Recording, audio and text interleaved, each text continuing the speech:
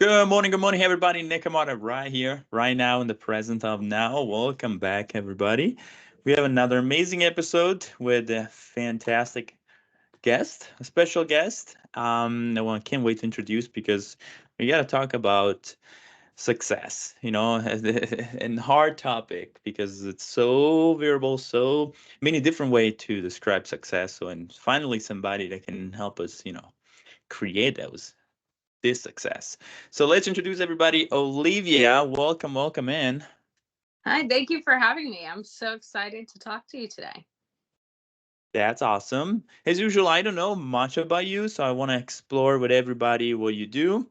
We had a little bit chat before, and we talked about how you help everybody create a career and podcasting, and how basically, what I understand that you help people put themselves out there in the world. Am I correct? Yeah, I help people figure out what success means and looks like to them today, both personally or professionally, and kind of help guide them in the direction that they want to achieve what that looks like. That could be in the realm of personal development, professional, personal relationships or work environment, or it can be in the space of podcasting, getting out of your own head, whatever it might look like. I work with them to achieve those goals. A lot of what I do, though, as well, is either working with individuals on the professional development side or within the podcasting space. That's awesome. I started this podcast just to have a voice. I had a lot of ideas, a lot of to say, and I didn't know how to express that. So I started this podcast as that idea that let's see what if somebody can, love what I have to say, and then from then it was a journey. So I love everything what you do, but in the specific, I want to go a little bit more deep into what success mean to you and what's the best way to find that definition? Success means for me helping someone in some way throughout the day, whether that's, I just went to Chick-fil-A before this to get a soda and some hash browns, whether, that was holding the door for the person behind me, or it's being on your podcast now and sharing information and insight. As long as I can give someone something that they're walking away with in a positive mindset, whether that's challenging their thinking, making them smile, then I've accomplished what I've done for the day. I've made that impact. And we all don't always know the impact we're making on other people's lives, or how something so small to us can mean so much to that person, whether it's right now or 6 months later. And so that's really where I play a role in how I navigate my business and my personal life, is like, what can I do to make things easier and better for the person standing next to me or standing behind me? And then when I work with clients, the very first thing I do when we start discussing the topic of success is ask them, what excites them during the day? What gets them going? Just thrilled to, no matter how stressed or overwhelmed they look forward to this task, even if it might Hmm. be daunting that day. And we start by that. It's figuring out your passion, and it's figuring out where impact can meet passion along the way. I think you hit some very specific topic here. I'm extremely excited when you start talking about more of what you can do right now compared to setting goals 5 years from now, 10 years from now. I love that. I want to come back with that, but now I want to stream back to what you just talking about and how we can improve things, what make you feel good about it. So I'm a big fan of energy and how everything is surrounding me, all energy. And when we have life, most of the time project us what we already wants to do. It's hard to see because we are so distracted. Media and then Facebook and now this TikTok, there's this lady dancing and stuff. So distracting. But at the end, what make us smile? What make us feel good about it? What makes our frequency go high enough that we can, project and create things? Just a huge. You said it's so simple and casual. Oh, just see what you mean, but it's so important and so hard to find sometimes. How we are so distracted. What's the best way to identify that? Because if you ask a stranger what makes you happy, I think he heard a little bit of, at least in my experience, he will think about it. It's not such an immediate question. It is something you definitely have to think about. And one thing I always work with my clients with when identifying this of the idea of your passion or your purpose is think of it as your superpower. Sometimes our passion and purpose really lie in what I call our superpower. We each have one. What is the thing that individuals, and sometimes it's listening to people around you, when you say something or you're able to have a perspective on something or give an answer to a question so seamlessly, and everyone else is going, wait, how did you get from A to B so quickly? My head is so overwhelmed with it. That tends to drive us every single day, and we don't realize it all the time because to us it's the simple answer. It's that thing that like we don't think twice about. It's like so obvious. Like, how could you not think about this or come up with this solution? But that is Hmm. our superpower. To others it's so much harder, and that way of thinking, or that thing that makes us think differently or be able to answer that question so seamlessly or think outside the box when no one else around you can, we don't deem as our superpower, but in reality it is. And that's within that, no matter how many times you get approached with that question or that scenario or a similar situation, you get excited to talk about it. And so a lot of times that passion and purpose align within the thing that seems so easy to you, but is so difficult to everyone around you. Definitely. I noticed that another good way to find that is when you have energy. What give you energy? You have infinite energy when you do the specific things, or when you're super tired as soon as you start. Mm-hmm. Like I remember when I was doing homeworks, I was extremely tired.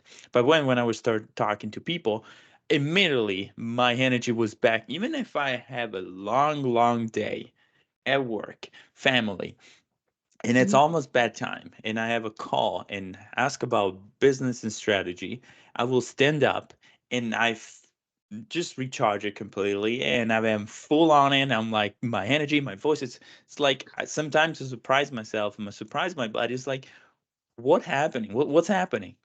I basically can do this things I love 24/7 without sleeping, without stopping, because it what recharge me, will make me energy, will make me my frequency go skyrocketing, and Mm-hmm. I feel good. I feel fulfilled. Yeah, for sure. And that's one of the things, sometimes it's not even you fully realizing it. When I get on, podcasts like this where we're diving into these different aspects of success or talking about aspects of career development or podcasting, I just like start going on a ramble about things, and my whole energy changes. And I'm my hands, I talk with my hands.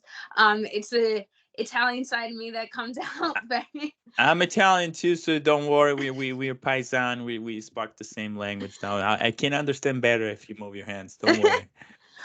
So for me, it's people go, wow, you got so passionate and you just spit out information, and you made me think about this differently. And to me, kind of like you were saying, it's one of those things where I could wake up early, still might be tired. Or the other day I had someone email me and was like, hey, can you do this meeting for like, if this is the only time I have, I really want to get it in. And it was 9 o'clock my time. They're in a different time zone. And I was like, sure, okay, we'll hop on a call. And it was a super long day. And I was acting like it was 10 in the morning, you know, and I had just a few Yes. minutes earlier laying down for the night. You know, it's one of those things that you just are ready to go at all times. It feels like there's so much energy, as a nuclear atomic energy inside us. And the hard way is to find how to open the vault, open ourself, and expand this energy, because it's in there. It's in there. It's infinite energy. We all under the same universe, so it's there. We need to just find a way to let it go, let it express itself. And I think body language helps so much to identify that. There's so many times when I hit some topic, when I coach, or when I train, I hit some topic, then I see the the eyes just start to get bigger and watery, and you see the kind of inside all this, almost like a volcano almost ready to explode. It's fantastic, it's fascinating, and it's incredible. And that's one of the things that you need to hone that skill. I don't care what job you're in, what industry, you know, personal life, you need to be able to hone the skill of reading body language. I actually recently had this conversation with someone, and this confrontation was happening in an office setting. And I just sat there, cool and calm. I was in this environment. I had come into their workplace, and we're sitting there, and I'm letting the confrontation play out. And I knew it was getting to that place based on the body language and the tone that this person was having. Now, nothing was happening that needed for that con that body language to happen, but I could tell that's where it was going, and I let it play out because it needed to happen. There was an indefinite of, we're either going to have this build out or this can happen. So I sat there open, you know, sitting like I'm sitting now, arms open, and cool, calm, because the only thing I could do is help my body language. To everyone else in the room, including that person, I was ready to receive whatever they were about to send me. I was not crossed. I was not confrontational myself.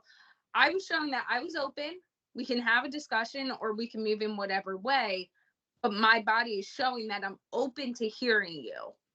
And I think sometimes it's those things where you can see body language shifting. And as long as you can read it, for example, in that situation, you know what to expect in the next 5, 10 minutes, right? You can mentally prepare, have that shift, all those things, will also being like, how do I want to approach the situation?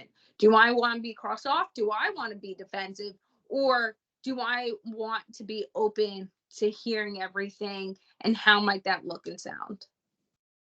That's powerful. That's powerful. And it's powerful in, like you said, in pretty any industry, sales, coaching, managing, and everywhere, any type of industry, any type of roles.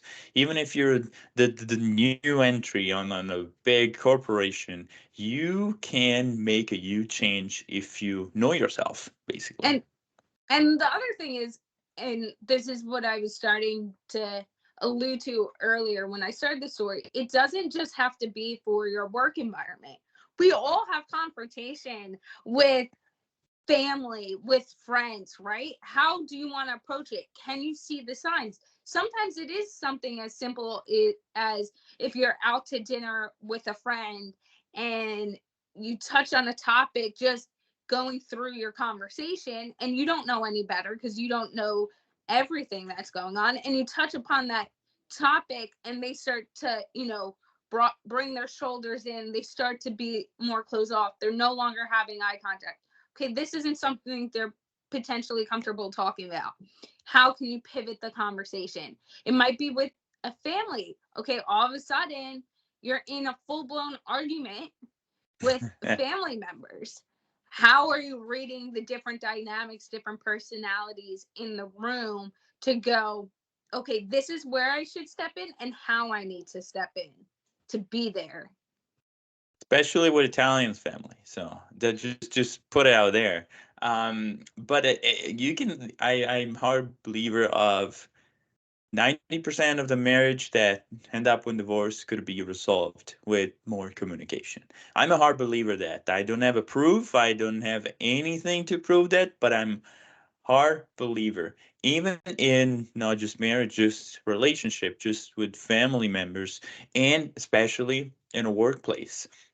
So many people work in an environment that it's not constructive, it's not um, powerful to them, doesn't add a lot. What happened, what end up doing, you drain all your energy because you're distracted on your purpose, because there is this guy that is doing this, and there's this lady, always in my boss, it's always it's just how you see yourself. It's almost trying to fix the outside, you Mhm. know, from the outside to inside. It's not going to change well, because your environment, it's what you bring from the inside to outside. You need And to construct yeah, that. and I 100% agree with that. And people joke, for example, I'll tell this story. When me and my boyfriend were newer into our relationship, I was actually in my best friend's wedding. They're two of my college best friends. I got them to start dating, so I jokingly always take the credit for them now being married. Um, but we went out for their wedding, and we're all sitting, and they're like, Olivia can be the nicest person on this earth, and she will do whatever for you, but she can also be in that meeting, and when it's called upon, I call it the bulldog effect. Like, a bulldog's about to come out, like, right? I don't Yeah. need you to know how smart I am. I don't care how you, personally, I don't do this. I don't care how you perceive me, whether it's like knowledgeable in all these areas or only one, or that I'm the expert in everything or not. I don't need to boast about those things. I don't feel the need. I think what I've done and accomplished can speak for it. And if it connects with you, great. If not, that's okay too. However, there gets to a point where kindness can get mistaken for weakness. And especially, I'm 5 foot. I'm a small human being. So it's very easy sometimes for people to go, oh, she's super kind. She comes to the table, not confrontational, small, easy to push around, right? Our preconceived notions sometimes. And then it gets to a point where I go, oh no, this is what you need from me. You no longer need me to be this nice person holding your hand and guiding you. You're about to need the bulldog to come out and show you, hey, I have a right to be here, and this is what we got to talk about. And so I think sometimes, like you were saying, it's this balance of knowing yourself, knowing what, I don't want to use this word, but like triggers you. What are the things where you go, Yeah. okay, this is my, both sides are my personality. I joke, right? You have that, I have that side that's kind, that's willing to go above and beyond, put the extra hours in, give back to community, whatever needs to be done. I'm also the person that you cross to a certain point, the people around me, right? You're disrespectful for days on end to the people that, I care about personally, or the people I work with, and you hit that tone, and it could be in a 45-minute meeting, and you hit where now you're crossing the boundaries. Now it's not just me going, okay, I got to push back for me. I'm about to push back because I'm going to be the voice for everyone else when other people might not feel comfortable having that voice. So it's also going, you can have those two sides, but when do each side need to come out due to the situation? And that's basically the whole story of a personal development journey. It's a journey that never ends, because we change. And knowing yourself, it's so powerful, because what's your strength, and you know how you utilize them, and you know what your weakness, and you know how to utilize them. Because the bulldog that we're saying, a lot of people could be, that's a big weakness, because you can scare people off, or it could be so powerful in certain situation. The same as a be kind. It could, if you say I'm small, I'm kind, it could be a weakness, or it could be so powerful because you could be the best salesman or the best customer services or the best leader because you have an easy approach, and it's is so powerful. I was hiring this lady yesterday for her design role, and the usual question is, what's your two best weakness and what's your two best strength? That's not there for be be there. It's know to know you, and if you know my reason why they're there, why I ask if know if you know it. What part of the journey you're at? Because if you want to work with me, I want the best person for my role. In fact, my team is, one of the best team in the whole country on sales. So in my industry, it's fascinating how it's so important to know yourself that not a lot of people pay a lot of attention. Most of our people out there trying to push success in a direction from the outside. Success is when you become a millionaire. Success is when you be, you meet this kind of role. You are managing 10 people. It's more of a the outside. Success to me, and when you know enough about yourself that no matter in what industry, what role, what you doing, you know how to react. You know how to get things done.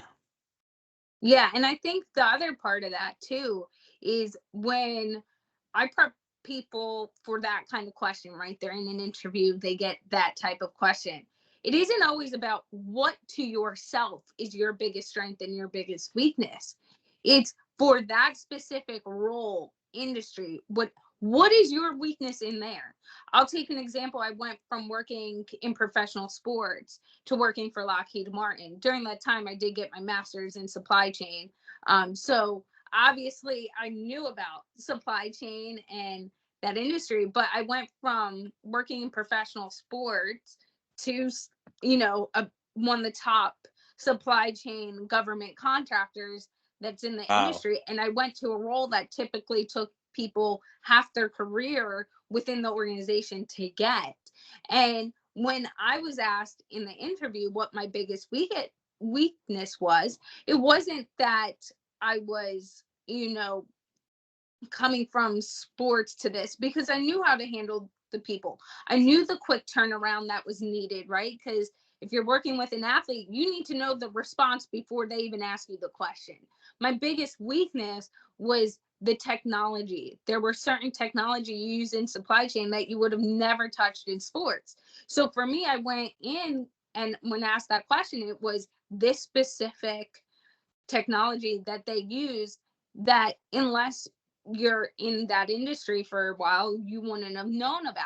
So I said that, and I was pretty transparent. I said, knowing that, though, I know now, based on my strengths, which is being on top of things, time management, this and that, if I get the role every morning for my first 45 minutes for the first month, I'm studying the system. Then I'm Yeah. going on, then I'm doing this. So within my answer of saying the weakness, I was solving the problem as well, based on the strengths that I would be bringing to the situation. So I think that's sometimes important too, is going, what are my overall strengths and what are my overall weaknesses? And when answering questions like that, is how can you merge the two so that even your weakness can then become a strength? Exactly, exactly. My answer when a long time ago was I work too hard. That's my weakness. But I always joke about it because it's such an interesting question because you don't know what like you said, it needs to be specific for the industry. If you want to get the right answer, it needs to be for the specific job. It's not just got to be for anything. And it's powerful how you mentioned that because you work for career, so you know how to get the job, get the stuff done. So that's amazing. Speaking a little bit of that now, career, how you help, build few things. What's the best way how to present on that? What do you actually do to help them? So for a lot of the business growth or business owner growth or career development growth, a lot of it is one-on-one consulting that I do. So we have a 1 hour session as frequently as you like, and you tell me what you want to work on. Not, there's no set program, because if you come to me, Mm-hmm. for example, and you have that resume and cover letter, well, why are we going to spend 2 hours working on those things or more, depending on where it stands? But if you come to me and that's what you need help on, then we can spend 2 or 3 hours really diving in, making it perfect. So that professional development consulting is really a one by one unique service that I provide, where you bring to the table where you're at today and where you'd like to go. And you might not know today where you want to end up, but what are the things that you think you need to improve on? And as we move along, we can touch upon the other aspects, and you might discover things that you want to work on that you didn't think about, right? Those professional Yeah. development courses, which ones would be best for where you're potentially wanting to go. I have a degree or certification in every business area, so I know all the different certifications. I sit on different professional boards as well. So I very much know, especially within the realm of business, why one organization might be better than the other, helping people figure out that, or certifications to get, and so on. Sometimes it's literally working with a business owner every single week for an hour because they have all these ideas in their head. Okay. And push back to really get the clarity. So, and then on the side of podcasting, I work with individuals on whether they want to start podcasts, they already have a podcast and aren't seeing the growth they've wanted. I've had clients come to me 24 hours prior to their first episode drop to 500 episodes in, and they just want that double check, or they want to take it to the next level. What are things they're doing well? What are things they need to improve on? And I work with them building, and I do an audit of their show, and I work with them to improve it. And then I help people either get guests for their podcast or get on podcasts. So figuring out again your purpose, your passion, what you get excited talking about. And then we work together to have you be able to speak about those things with your community that people want to listen to that. That's fabulous. So definitely, if you're looking for somebody to help, basically in your journey, it could be in your career, it could be in your podcasting. Definitely, somebody like Olivia can definitely help you. That I definitely keeping with definitely, I definitely help need your help with this podcast because this is something I do on my side to have fun. We know people somehow is successful enough to make me going, but definitely can have a lot of potential to expand that. So we can have a little chat later about how we can improve that. And my goals, my goal with this podcast is to help as many people as possible. If it's just one person had an idea, had an inspiration, had a contact like you, well, let's connect with Olivia, and then the life change. Uh, I'm fulfilled. I'm the happiest man alive, and I can die very, very happy. I don't care what happened left. It's a gift that I give to everybody, and it is a gift for me because it helped me to express and helped me to meet awesome people like you, Olivia, that improve and help every day. They're dedicated to improve that. I want to kind of summarize a little bit everything with what we started at the beginning about you do small things every day in your personal successful journey that I truly believe it's one of the secret, this crazy mysterious secret that nobody talks really about it. And it's doing things, living in the present moment, living you I think you're a very present person. You're really on on the time. I'm trying my best to be on that, living every moment like was the moment. Everybody experience time in different way. I'm thinking on the past. I'm connect to the future. I have goals for 5 years from now, when I'll be there, 5 years from now, I'll be there. It's just, yes, beautiful. But time is an illusion. And we all know we created time, and our ancestors create times to define things. And we are so attached to it. We put alarms to wake up at the same hours. We go to work at the same time. We do things in a specific order because it's easier, it's less confusional. But we forgot that time doesn't exist. It's we live in every present. Every now is what counts. And I'm a hard believer of if you want to make a huge difference, you need to make small everyday changes. Like you said, I want Chick-fil-A and I'll go get it right now. One of the powerful things that I want to share, and then I want to see what you do every day that can help everybody, is to smile. How powerful is to smile to strangers. I did so many times, especially when I'm sad or depressed or low moment, I force myself to smile. I find so easy and so powerful that I want to share with everybody every single time. And it's extremely powerful because it's extremely contagious. If you smile to strangers, their first reaction is, "This guy is crazy," but it's okay. We, I'll admit, I'm very crazy. But the natural and spontaneous reaction is to smile back because we're mirroring everybody, every reaction. If you look at angry and want to almost try to punch somebody, their first reaction is to cover themselves and get ready to punch or to run. If you smile, their first reaction is to smile back. So this is something I do, and I always share with everybody is to convince them to try to smile more. What if something that you do that it's very, very powerful and very, very contagious as well that can help living more in the present and and then you want to share with us?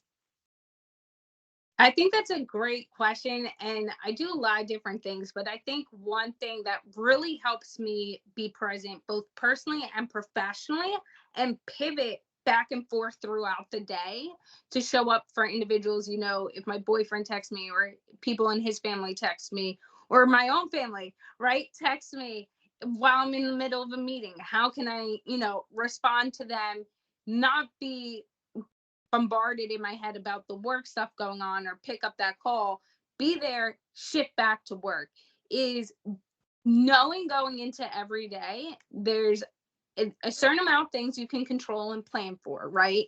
I mark down all the meetings I have a handwritten planner. So everything I need to get done for the day and the week to, go into the next week not overwhelmed, or making sure I'm meeting deadlines, get written down in the planner. But there's a level of that where I also go, okay, I could wake up today, you and I can have this recording, and then I could get off the phone and some emergency happens. And it can flush half my day away because I have to take care of this. And so I wake up with the mindset of, okay, I've planned for my day. I'm as prepared as I can be for the day. But also, I need to expect some unknown to happen, some curveball to be sent my way. And I'm going to be able to conquer that too. I'm not overwhelmed with this thought of my day is so jam packed, planned, that there's no room to pivot. I think one of the Hmm. great things we all should do is have the capability to pivot, and it will help us be present in a lot of those moments, because you're no longer thinking about the next thing that has to get done. If that moment's happening, you can be there and go, okay, I know in the back of my head everything that today it's still going to be get done. Or, it's the weekend and someone calls you about something, right? Work related. We'll use that as an example. And you're at an event. Okay, well, I know tomorrow I could get to this. Everything that needed to get done to this point's already done. So this must be a new issue. And unless they're, calling 10,000 times, it can wait till you leave that Yeah. event. And if it can't, it's something as going, instead of sitting there texting, trying to go back and forth while you're at dinner with people or holding a conversation, just go, excuse me for 1 minute. I want to be here and I want to hear what you're saying. I'm loving this conversation, but I have to take this. Can you just give me 5 minutes and then I'll be right back here? That transparency not only gives you the grace to be in each moment that you need to be in, but also shows that you're not being rude, that you actually care to be there and will go dividends to the person you're with. That's awesome. Transparency. It's uh, I believe though it's harder because I believe I'm trying to be as clear as possible. You'll see if I'm having a bad day, oh, because you'll see my face just completely different. If I come in the morning, my good morning is so loud that everybody hear that. So you'll see I'm very clear and transparent. I have low filters. But how hard is to a common person that to be clear and transparent because it's almost exposing yourself. Mm-hmm. That's kind of the hard part to trying to be trying to be more vulnerable, basically. Yeah. And you have to be open to it. And the second you start to be more vulnerable and transparent, others will follow. you know, People will step up and then they will follow your lead, and then they'll be standing next to you just as transparent, just as vulnerable. And then it opens again line of communication. It opens up trust. It All these other things follow along the way. Yeah, you change completely. You don't need to lie, basically. Transparent and clear. It's so much easier if they know your situation. If you don't have money, people know that you don't have it. That's something I did so long ago when I started saying to my friends, I don't have money. When I was a teenager, I didn't have money because I was working hard, 2 jobs, and was in school. I didn't have money, so I was gonna go to spend put a $20 gas on to the next meeting or go out with friends. And I decided I want to do that. So I told my friends, I don't have money for the next 6 months. If you want to invite me, if you really miss me, please let's choose some, you know, just hang out to the park and then let's not go to a Mhm. drink. And it was so powerful because I still did have friends, but I'm still going out to drinks and spend money that I didn't have. We were going to hang out in a park or just for a walk. Just be clear to yourself and to others. Mhm. That was so powerful. I want to see how, if I'm a new podcaster, I want to expand my idea. I'm starting something new. If I'm kind of changing career or I'm even starting on a workplace, what and I want to get in contact with you, what's the best way? How people can find you? So people can find me on LinkedIn by searching Olivia Atkin or the Achieving Success LLC. It has its own LinkedIn page as well. You can go to my website, achieving-success.com, and write a message there and listen to the podcast. It has everything.